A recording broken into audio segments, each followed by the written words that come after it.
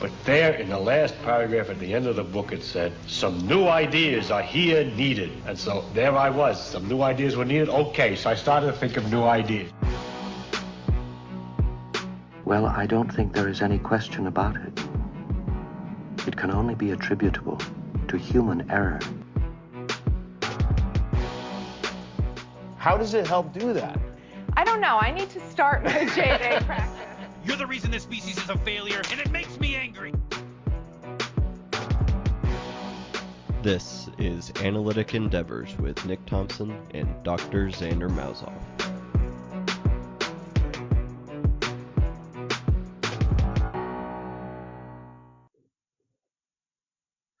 Hey everybody, thanks for joining us. I'm Nick, as always, joined by Xander. Hi Xander.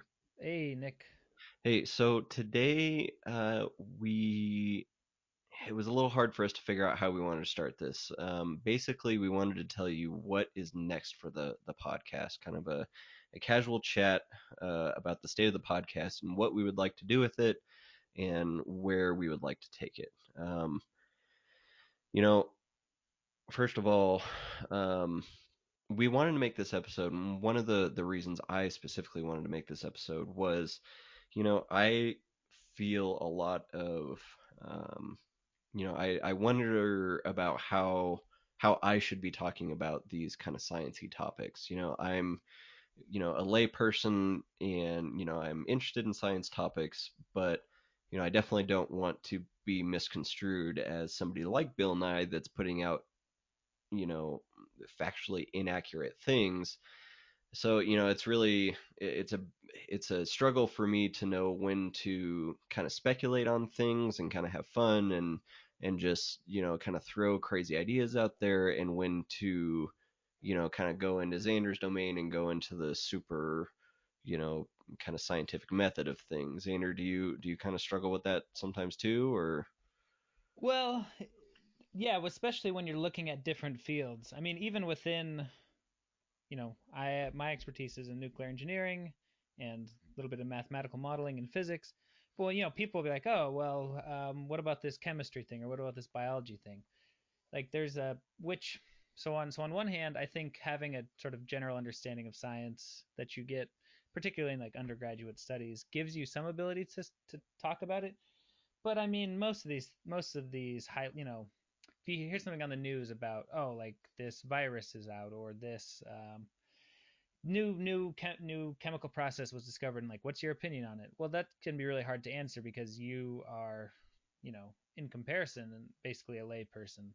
I mean, you can give your 2 cents, and but at the same time, and we were just talking about this a little bit off air, and other podcasts have talked about this as well, is there is some need for specialists in a field to be questioned by other scientists who aren't domain experts. If that makes sense. So that to me makes a lot of sense, but I can see, yeah. What do you? So basically, we had a conversation one time, and it sticks out in my mind. One, because we were waiting to see Joe Rogan and Dave Chappelle live in Seattle at a packed arena. So it stands out because of that. And two, because we had an interesting conversation about theoretical physics versus kind of real world physics, and just kind of a top level discussion about it. Nothing super nitty gritty, but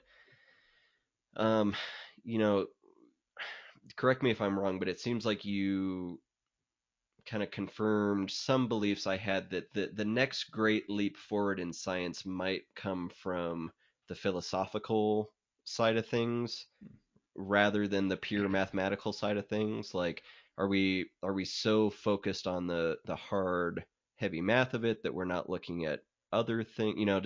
Does that make sense? Like, right. Well, and this gets back to what you were saying regarding how do you speculate on topics where you're not necessarily an expert. I mean, which obviously you can't be an expert on, a lot of things, but right. How do you speculate and make constructive comments on something like this? And I mean, I think this is why journalists in particular have a hard time covering science, because it's so nuanced and so this and that. But I think to this question of theoretical physics and problems with it and where it's going, I mean, I have some basic understanding of it. I mean, studied quantum mechanics and special relativity, but not in the detail as someone pursuing a PhD in that topic who would give you, I mean, a dissertation worth of it. But at the same time, I think having grasping the initial basic concepts does give you a pretty big leg up compared to most people. So, yeah, I think what we were getting at in that discussion was, well, it comes down to this fundamental problem. At least a lot of people see it with, particularly the string theory. Oh, right, yes. I think that was the context of what we spent a bunch of time talking about. That's true, yes. And string theory is one of these really interesting theories, and so this is something that I think this is an episode we really want to do here quite soon, which is the difference between a theory and a hypothesis. Because a lot of people, when they say, "Oh, my theory on this thing that happened is this," well, no, they're most of the time they're saying they're thinking of a hypothesis. So string theory is close to a theory, but in my mind, and they even say this, there is not a experiment you can do in the real world that will verify string theory's predictions, which is unlike any other physical theory, like electromagnetism, like gravity, like quantum chromodynamics, like special relativity. All of these were hypotheses that could be proven experimentally, and the mathematics would show what the experiment was going to predict, and they all lined up. And that's traditionally how science has worked. But string theory's got all this attention, and it's mostly mathematics, and people are basically saying the mathematics says this will happen, and then we go, well, how do you test that in the real world? Like, oh, but you can't. Okay. Yeah, to have some there has to be a body of evidence before it becomes a theory. Gotcha. That's like the big thing when people degrade the word theory when they use it most of the time, because they're like, oh, my theory, I don't know, my theory's this. Like, no, that's degrading what a theory means. So anyway, that's again, I think a whole episode for that would be a lot of fun. But sorry, what else? You were kind of saying something else too, I think. I don't know. I guess I really, my goal with this is like I want to get across that I don't know what the fuck I'm talking about. Like, don't take anything I say seriously. Yeah. Like, because I don't care if people say hurtful things about my dumb ideas, like, but I would hate for, like, real scientists to get upset that I spoke about something that I have no business speaking about. Okay, yeah. Like, that is honestly my fear. Like, I just don't. I think, yeah. See, this is interesting. Scientists, I mean, at least the ones I know, are not as judgmental as people. I think most scientists are really pleased when they hear people thinking about this stuff who aren't trained scientists. I really think, like, no one is going to be upset. People are upset when they go and blatantly make a show like Bill Nye does and spews out a bunch of bullshit for a gain. Like, you're not doing this to, like, improve your ratings, or you're not doing it, like, to change your political. No, I mean, I genuinely would like people this to learn. This is science just concepts, you trying to talk about it and process it like anyone else. Like, people make mistakes when they talk about things too. That's again another difference. Like, you're willing to admit mistakes. I don't think people like Bill and some of these other fucking jagaloons are willing to admit mistakes. So I think that's, like, the thing, right? Like, science is all about making mistakes. Like, you just being okay. Like, you got to be okay with making them.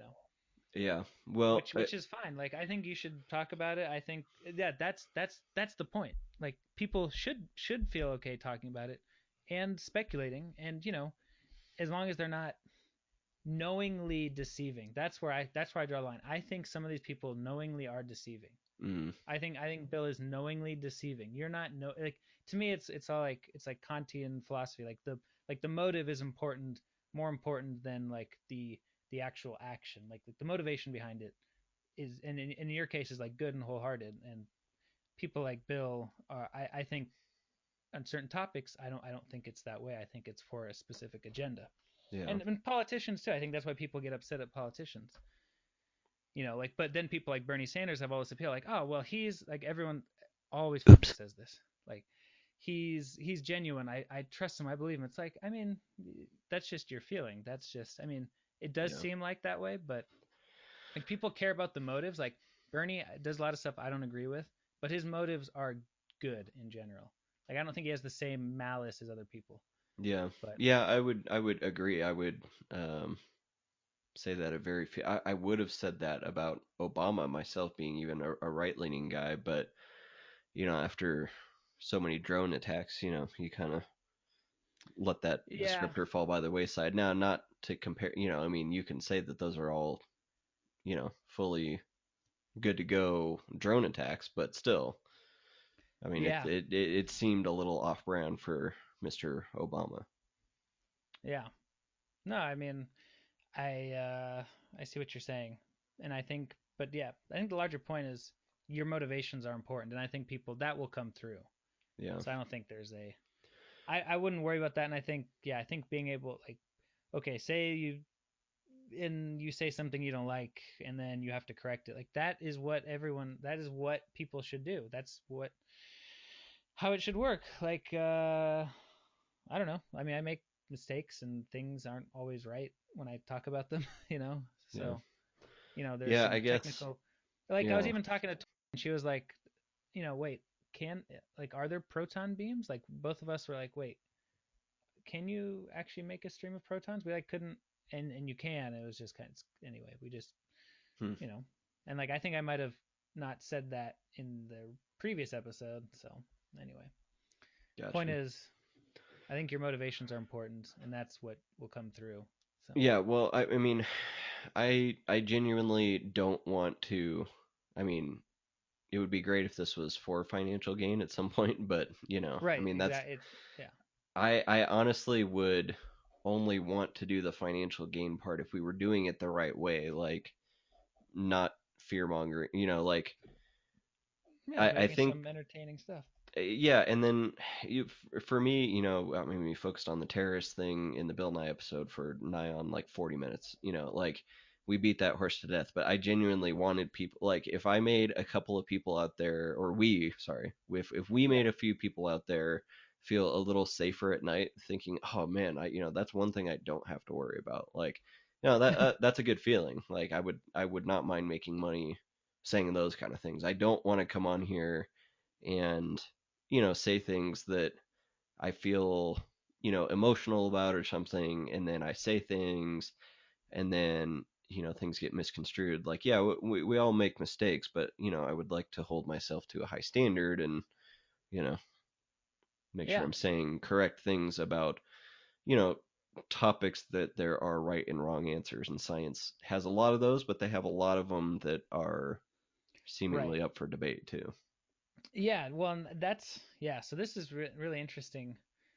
Yeah, science. There's these things you can't aren't even allowed to question in certain parts of science, and certain disciplines have this, which is very interesting.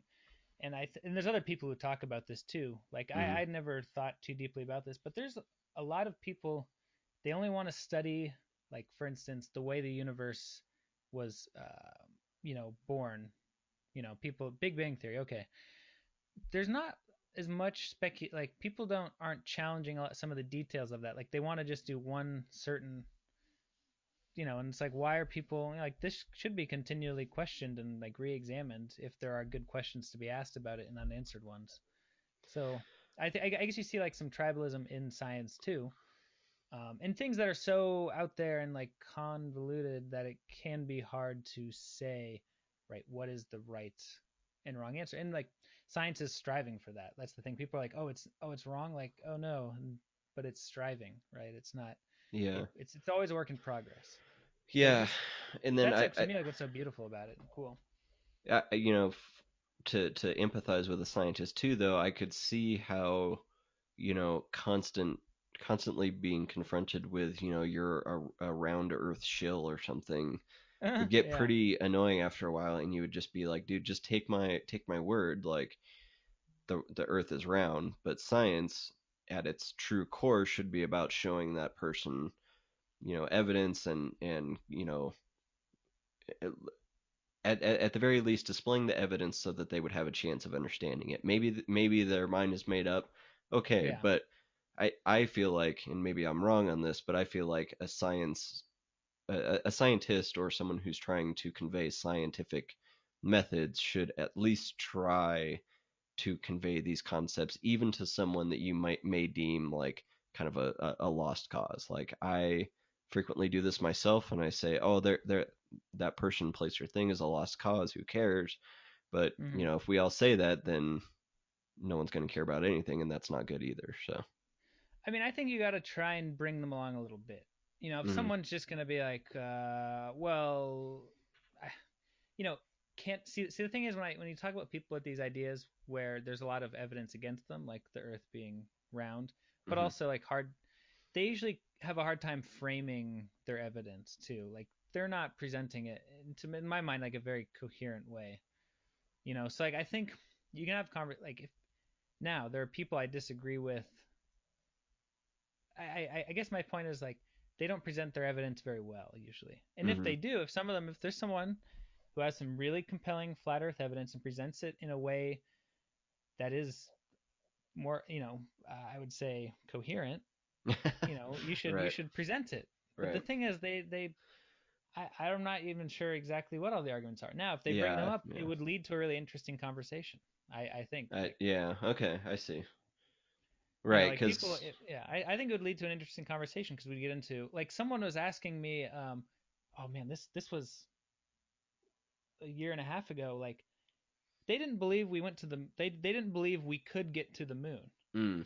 And I was like, well, I can see like why you would think like that does sound hard. And I was like explaining to them like elliptic equations. I was like, this actually like the mathematics behind it are surprisingly simple. Like the two-body equation, um, it's an equation we can solve and predict the body of two in a gravitational field really, really well. And you can then visualize it. You can go on your telescope and see like you can predict where a planet's going to be, and there it is. Hmm. And you can write down all the mathematics and do it on a piece of paper. So it's like to me that's a very compelling thing. Now, if someone made a similarly compelling argument along those lines about how you couldn't do that or the Earth being flat, it'd be interesting. But they never bring up stuff in that level of detail, and that's why I'm always, I you see. know, I see. if that makes some sense. But Yeah. Yeah. Definitely. Because I think I started off this episode just kind of feeling like what do I have to offer the scientific community, and frequently the answer to myself is, well, maybe not much, but if my you know inane ramblings jog some crazy idea loose from some genius out there, that does something no, with I it, think that questioning might is be. good. Well, Yeah. and also just showing that like anyone, these ideas shouldn't be like for a certain group of people. Like people should be interested in like if like shouldn't be afraid to like engage with scientists and with science and like trying to read about it. Like basically, Yeah, I mean, yeah, that's a I think good it's point. really, That's. I think it's really important. Like it's more Yeah. important.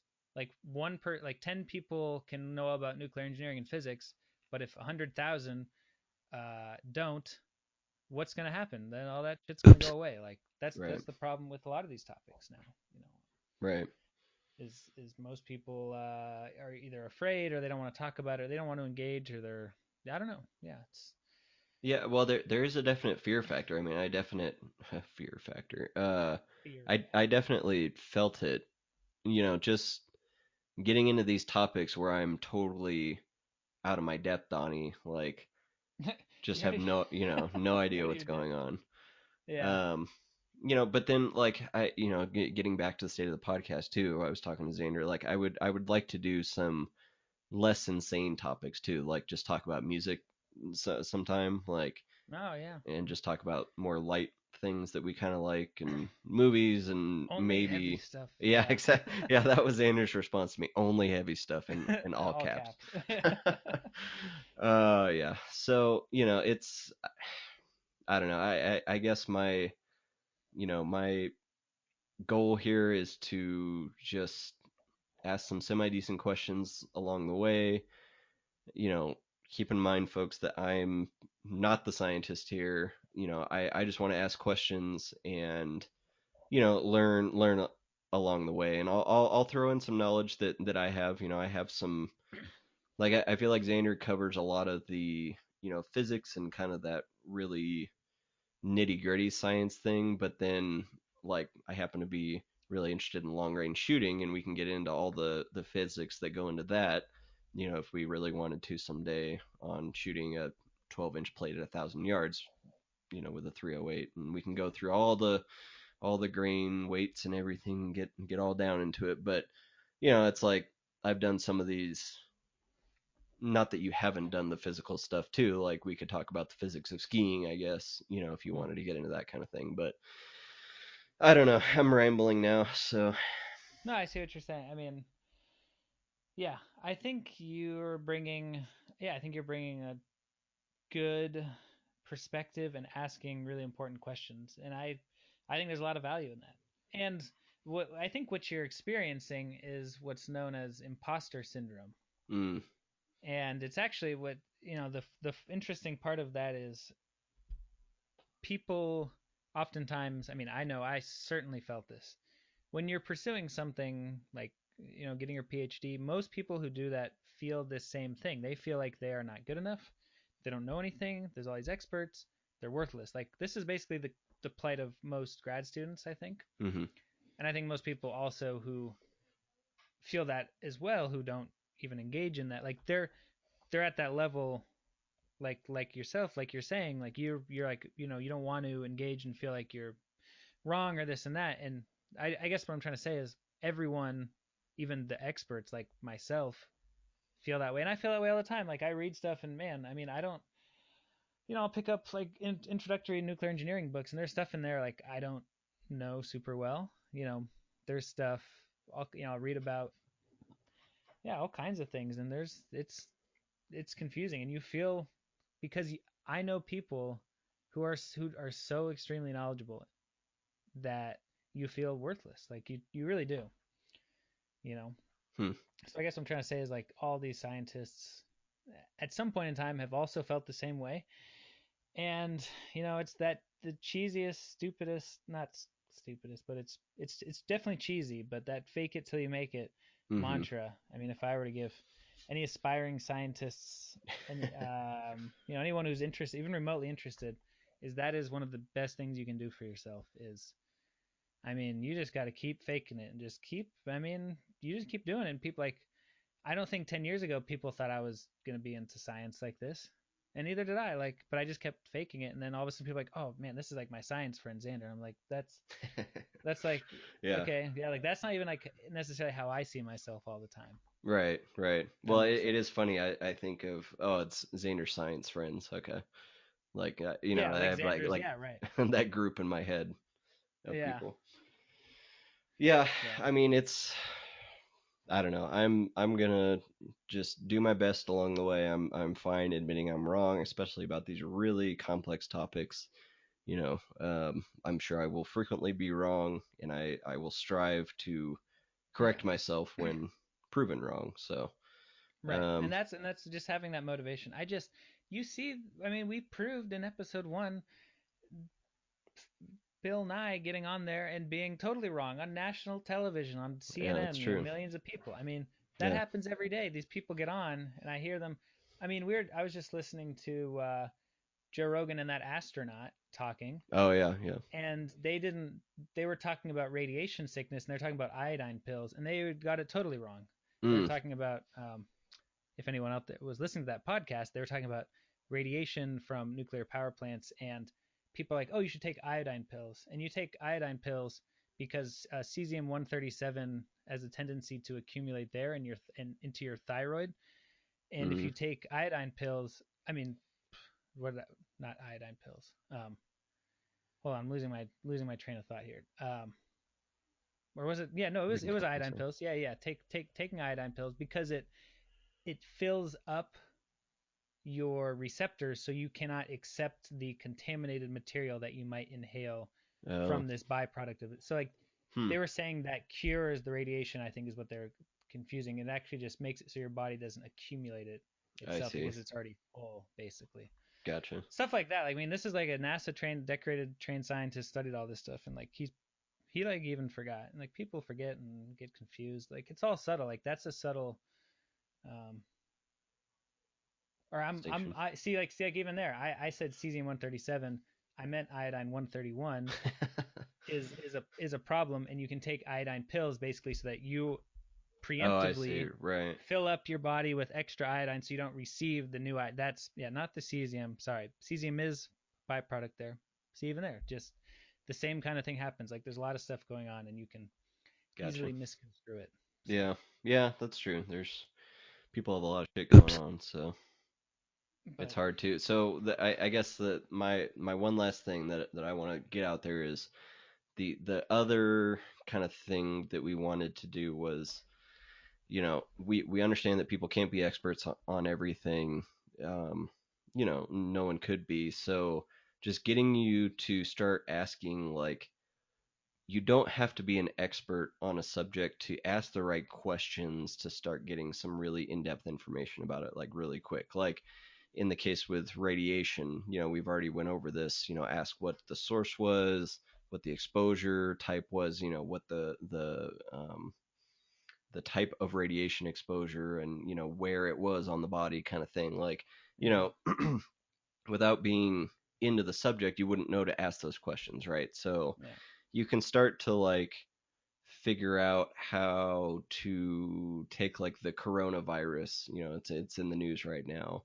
You can start to figure out what the sources you should be looking at to educate yourself a little bit, so that you can understand like what the threat is, to yourself and country, I guess. Like if you ask certain questions, you can get certain answers that will give you a better understanding of the subject, you know Yeah. Well, I and think it's that's like trying to buy, a used car. I mean, you should check the battery and check the oil and look at the coolant. I mean, even you don't have to know how a car works, but you should, you can, a mechanic will tell you to look it over these couple of core concepts so you're not totally right. blowing Or it. you So, can change your something own like that. oil, but you're not a mechanic, kind of thing. Right, right. Yeah. Which is a good place to be. Like that's a powerful spot to be, and you're already a leg up on 90% of the people when you kind of have that. Yeah, that like basic knowledge can get you. Yeah, I guess it's kind of this like in a lot of areas, just like the littlest bit of knowledge will take you so far. And Hmm. then that last, it's like exponentially harder to get to those. The experts are doing those that final percent, those like final couple percent to really understand all the details. Right. But for most people, they don't need to go into that. Like most people don't need to understand the existence and uniqueness of differential equations and why that is important for the prediction of weather patterns and stuff like that. Like you can understand though that why weather patterns are hard to predict, but you don't have to like understand the super complicated details proving why they're hard to predict. You can just kind of have an understanding and know, you know, some Basically, kind it's of hard to predict the weather, so don't take anything people say as gospel on the weather. on the way. Yeah, right. I mean, I think people, everyone anecdotally knows this. They look at the weather, oh, it's going to rain tomorrow, and then you look at the weather in the morning and be like, oh, now it's only a 40% chance. Right. Right. And but the detailed, you can prove why the equations that govern the way we predict the weather, why that happens. But Hmm. That that would might be an not. interesting But episode. that might Yeah. not be important for you just trying to live your life and trying to go and Right. make sure you Knowing. wear a raincoat or not wear a raincoat, shit like Oops. that. Right, and knowing the core concept of the weather is mathematically insanely hard to predict, so don't take the weather app on your phone as the Right. the end all be all, basically. And like you said, anecdotally, people know that they've been all bundled up for snow, and then it doesn't snow the next day. Like we Yeah. we understand that, but the reason why is really heavy on the mathematics side. Like you said, most people don't need to know that, but knowing And at the these. same time, I Hmm. think if you are interested, and Jurassic Park talks about this kind of problems and gets at the same kind of ideas, and there's lots of books on it. You can always educate yourself if you want. Mm-hmm. So anyway, but I think this conversation we were kind of just trying to illustrate where we would like to go and just sort of clarifying our positions in the podcast a little bit. I guess was kind of, I think, Yeah, part of honestly, what I don't even know where we went. part of what you were trying to get across, I think. Yeah. And I think that's kind of, some other stuff we kind of wanted to, I think we've kind of spent a lot of time here talking about kind of the philosophical nature of making a podcast and sort of some other details about how we feel trying to record it. And I think that just kind of gets into some of the thought and care we're trying to put into the episode and the episode types and the concepts and just our approach to them. What do you think about that? Yeah, that's a good way to say it. Like I strive for perfection. Obviously that's unrealistic, but I'm a bit of a perfectionist, so it really bothers me when I listen to like an episode and I feel like, oh man, I should have edited it this way, kind of thing. So I think it gets back to what you leave in, what you cut out, what you talk about, how you talk about it. Like, we're totally new to this, so you know I just really didn't want to come across as somebody who's trying to portray himself as something he's not. Like, I didn't want it to come across as me, kind of glomming onto Xander's, academic career. Like, I just want to ask some dumb questions here and there and keep the conversation moving and maybe be entertaining once in a while. I'm definitely not trying to, say that I know more about science than an expert out there or anything like that. Right. And I think we've pretty much hammered this down pretty clearly in this just discussion here, but that is such an important role. And I see that as being, I'm glad that you're willing to do this and talk about it. And I mean, as I think I've pointed out several times in this discussion, scientists are also full of shit on lots of things and need to be questioned, and that's okay. It's just how you come. It's just, again, to me, it's the motive. Yeah. It's the motive behind the questioning.